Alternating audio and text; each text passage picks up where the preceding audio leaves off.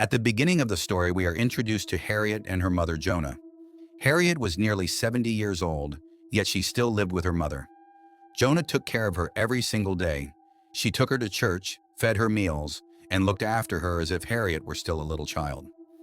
Years earlier, Jonah had sent Harriet's sons and daughters away from both the house and the town. But why? Be patient. The truth will slowly reveal itself. Every day followed the same routine. Jonah would take Harriet to church in the morning, prepare her food, and at night she would sing her a lullaby before putting her to bed. And there was always one thing she repeated over and over again. "You are only my daughter. No one else's. You are only my daughter." Day after day, nothing changed. Harriet's children never called her, and none of them ever came to visit. Their grandmother tried countless times to bring the family back together. But Harriet's children hated their mother. Why they hated her remained another dark mystery waiting to be uncovered. As time passed, one terrifying night, Harriet suddenly began screaming. Her cries echoed through the house. Alarmed, Jonah rushed to her side and tried to calm her down. "Everything will be all right," she whispered. "Tomorrow morning, I'll call your children and bring them here." Eventually, Harriet drifted back to sleep.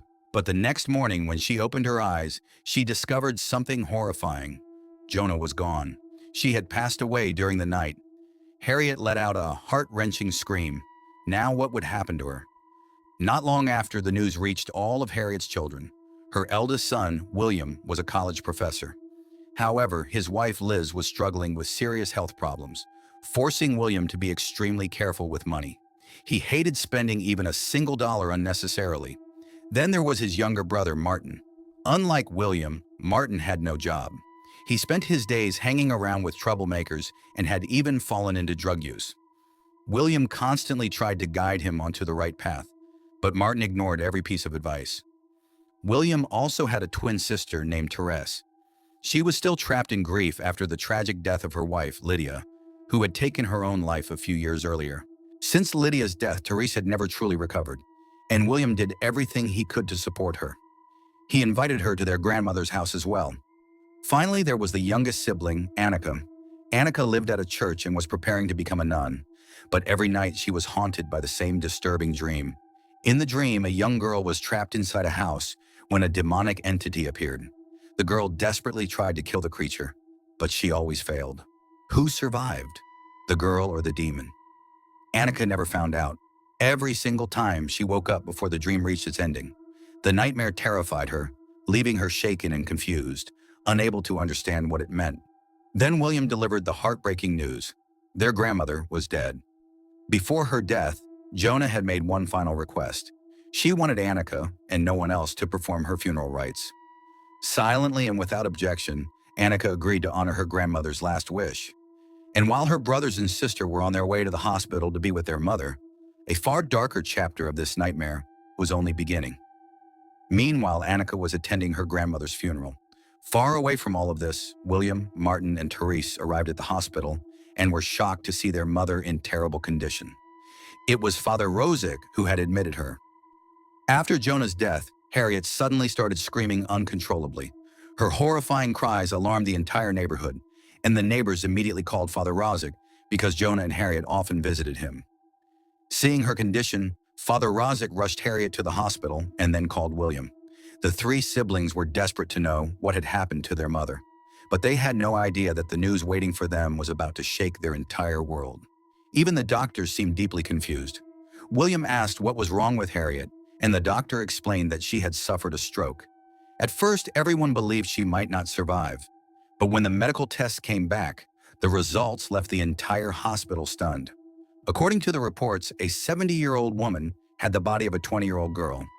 If the doctors hadn't seen Harriet with their own eyes, they would have assumed the test results belonged to a young woman in her 20s. Hearing this, William and the others were completely bewildered. Was their mother seriously ill or not? The doctor admitted that she had never seen anything like this before. Harriet showed no signs of any disease, none at all. In fact, it appeared as if she was getting younger with each passing day. According to the test results, her biological age was now only 20 years old. The siblings stared at the doctor in disbelief. None of it made any sense. The doctor then explained that there was no medical reason to keep Harriet hospitalized because Technically, she wasn't sick. She believed the shock of Annika's grandmother's death had overwhelmed her, causing her to scream and eventually collapse. The best thing they could do was take her home and look after her. But William, Therese, and Martin had no intention of doing that. They told the doctor that their relationship with their mother had always been broken. The man Harriet had married, their father, was a terrible person. Throughout their childhood, neither of their parents cared for them. The only person who ever loved them was their grandmother. She was the one who gave them a chance at a better life, sending them away to study and build careers. Without her, they believed they would have had nothing. Years later, they received the news that their father had taken his own life. But the truth was, they felt nothing. They had no attachment to either of their parents because neither of them had ever cared enough to be there when they needed them most. After hearing William's concerns, the doctor gently tells him that the best thing he can do is stay with his mother for a few more days and take care of her. Once she gets better, you can leave, she says. With no other option, the three of them reluctantly agree. They take Harriet back home, and on the way, they start discussing what comes next.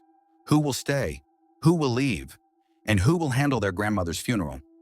Just then, Annika arrives and tells everyone that she has already taken care of the arrangements. She also suggests that they all attend church the next day to pray for their grandmother.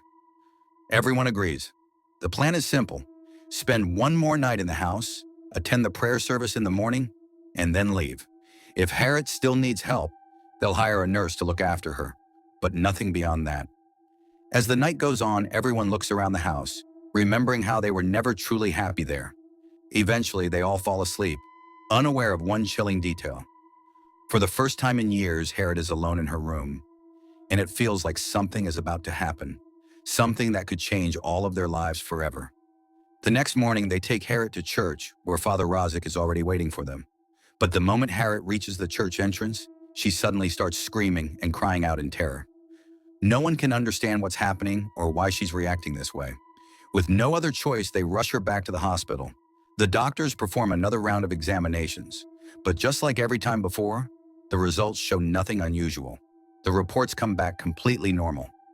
Remember, for the past 20 years, doctors have never been able to prove what is actually wrong with Harriet. Every test ends the same way, with doctors suggesting that she may simply be suffering from emotional trauma. Because no illness can be found, the hospital refuses to admit her. William is completely lost. The doctors don't seem to understand what his family's going through, but at the same time, he can't leave his mother alone in that house. Once again, the doctor advises him to stay with her for a few more days before making any decisions. A heated argument breaks out among the family members, but eventually they give in and take Harriet back home. Now, the biggest question is who will stay with their mother that night. But before anyone can decide, something disturbing happens. Harriet suddenly sits up, leans toward her daughter Teresa, and whispers something into her ear. The very next second, she collapses unconscious. The words instantly fill Teresa with anger. Everyone notices her reaction and becomes desperate to know what Harriet whispered. Wanting answers, the family slowly steps out of the room, leaving a heavy sense of dread hanging in the air. William keeps pressing Teresa, asking the same question over and over. What did Mom tell you? Suddenly, Teresa storms up to him and fires back. Is there something you want to tell me? Have you ever done something terrible to me? By now, both William and Martin seem to understand exactly what she's talking about, but William pretends he has no idea. That's when Teresa finally reveals the shocking truth. Mom told me that you and my wife Lydia were having an affair behind my back.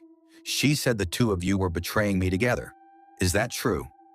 At first, William flat out denies it. But after Teresa keeps pushing him and a heated argument breaks out between them, William finally cracks and admits everything. He confesses that he actually met Lydia long before Teresa ever came into the picture. The two of them were deeply in love. But then Teresa entered their lives, and somehow Lydia ended up marrying Teresa instead.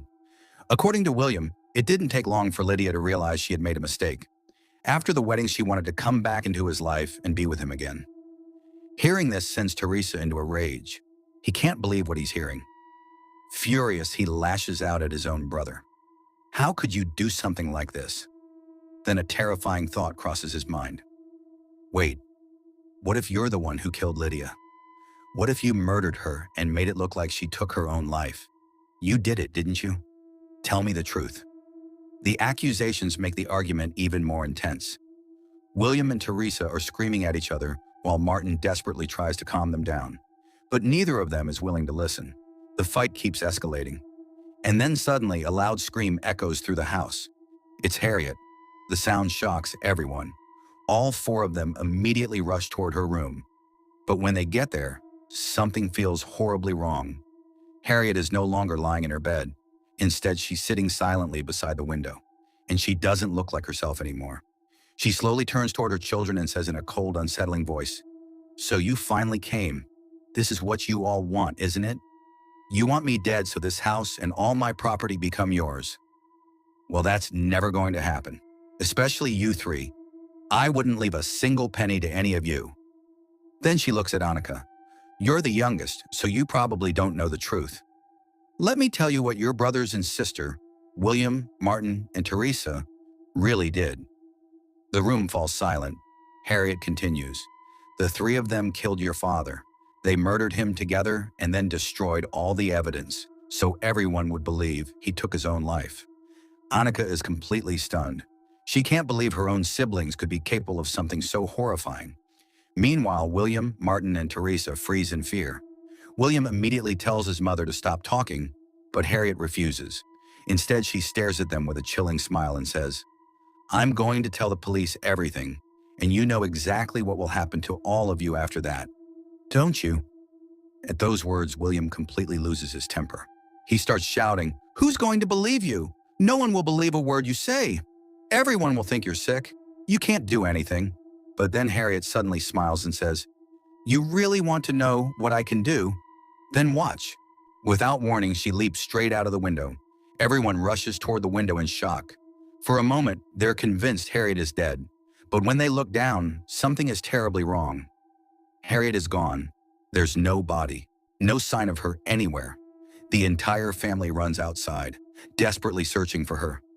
How could she possibly survive a fall like that? And if she did survive, where did she go? Panic spreads through the house as everyone searches for Harriet. Then after some time, Annika finally finds her standing outside the church. But Harriet no longer looks normal. In fact, she barely looks human at all.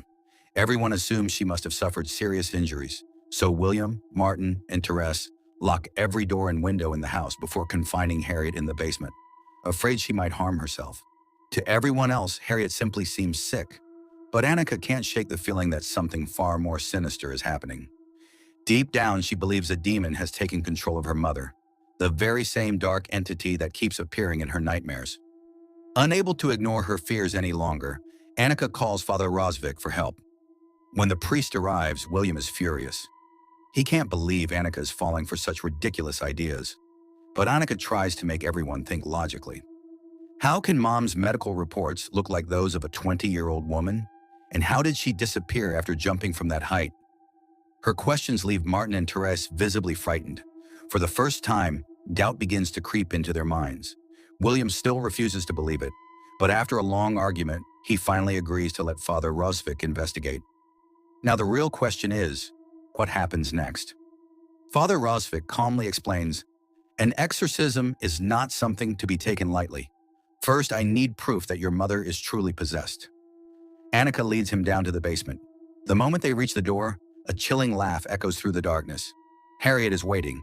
Then she looks directly at the priest and says, "So, Father, you finally came. Do you really think you can save Harriet now?" At that moment, both Annika and Father Rosvik realize they are no longer speaking to Harriet. Something else is inside her. The demon stares at them and growls, "For years, Jonah kept me trapped. But after Jonah died, I was finally set free. And now, I'm not going to spare anyone." Its voice becomes colder, more terrifying. "I will kill every last one of you." Seeing this, both Harriet and Annika are terrified. Father promises Annika that he'll take the evidence, show it to everyone, and then come back. But before leaving, he reveals a shocking truth. "I've known your father since we were kids," Father says. "He was a wonderful man. He cared about everyone and treated people with kindness. But after he met your mother, he started to change. That's when I began to suspect her. The evil presence around your mother didn't start recently. It has been there for a very long time. Even before she met your father, Jonah was somehow keeping that demon under control. But now that Jonah is gone, The demon has finally been set free, and we have to make sure it doesn't harm any of you." With those chilling words, Father leaves. Annika is deeply shaken. She rushes inside and tells everyone what Father said. Trish and Martin believe her immediately, but William refuses to accept any of it. Still, there's nothing they can do except wait for Father to return. As they sit together, they try to distract themselves by talking, laughing, and sharing childhood memories. But down in the basement, the demon has already started working its dark magic. Slowly, Trish begins to lose control. Rage builds inside her, and she starts accusing William once again. "You killed my wife! You killed her!"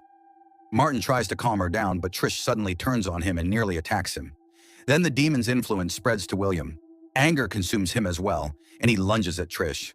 Thankfully, Annika manages to stop them before things turn deadly. Once everyone calms down, William finally reveals the truth. "After you got married, I stopped loving Lydia," he admits. "She came to me and wanted us to run away together. She wanted to leave you behind, but I refused. She couldn't handle the rejection, and that's why she took her own life." For the first time, William tells his sister the truth. But something still doesn't make sense. Why were they suddenly trying to kill each other? That's when Annika decides it's time to reveal everything she knows. She explains that after everyone moved away, she was left alone in the house with her mother and grandmother. One day, her grandmother begged her not to leave and finally told her the truth. Her grandmother had once been involved with a secret cult, a cult devoted to worshiping a demon. She was a member herself, but over time, she realized how evil it was and tried to leave. She even attempted to destroy the cult from within. When the demon discovered her betrayal, it came to kill her. After a long and brutal struggle, her grandmother survived, and the cult was eventually wiped out. But there was one child left behind, an orphan from the cult. Feeling responsible, her grandmother adopted that child, and that child grew up to become their mother, Hetty Det. Then everything suddenly clicks into place. Remember the mysterious girl who kept appearing in Annika's dreams? That girl was Jonah. Jonah's grandmother knew she didn't have much time left to live. Before dying, she begged Annika to look after Harriet once she was gone, but Annika refused. She left the house and tried to move on with her life. Yet every day, Jonah's words haunted her. The dreams never stopped. And now, looking at Harriet's condition, Annika realizes a heartbreaking truth. She believes all of this happened because of her. If she had listened to Jonah and stayed to protect Harriet, the demon might never have gained control over her in the first place. Now the truth was finally out in the open, and even William had no doubt left about what was happening. The group came to a terrifying conclusion. There was only one way to stop this nightmare. Harriet had to die. Otherwise, the demon would eventually kill all of them.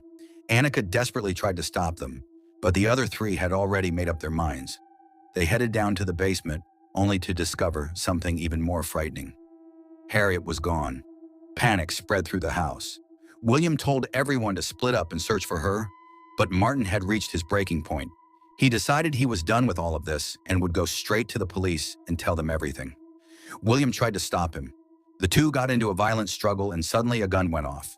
The bullet struck both William and Trish, killing them instantly. Unable to handle the horror of what had just happened, Martin took his own life. Just like that, all three were dead. Now Annika was completely alone, and the chilling sound of the demon's laughter echoed throughout the house. She realized that she was its next target. But before the demon could make its move, a priest arrived. He told Annika that before Jonah died, she had given him a letter. In that letter, Jonah revealed that she had spent years protecting her daughter from the demon. As long as someone who truly loved Harriet prayed for her every single day, the demon would never be able to fully possess her. Jonah had been doing that all these years, but now that she was gone, Annika was the only one who could continue it, because Jonah knew that Annika genuinely loved Harriet with all her heart. The priest handed Annika a prayer, but before she could even process what was happening, the demon attacked and killed the priest as well. By now, the demon had almost completely taken control of Harriet and was preparing to kill Annika next. She didn't know what to do. Should she pull the trigger? If she did, her mother could die too. That's when Annika remembered her grandmother's words.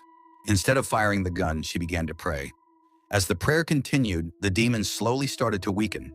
In the end, Annika succeeded in saving her mother. But there was a price. She would have to stay by her mother's side from now on, because if she ever stopped praying for her, the demon could return and possess her again. In the final moments, Annika looks at her mother and says, "You're my mother. You're mine and nobody else's." And with that, the story comes to an end. But honestly, it feels like this movie could easily get a part two.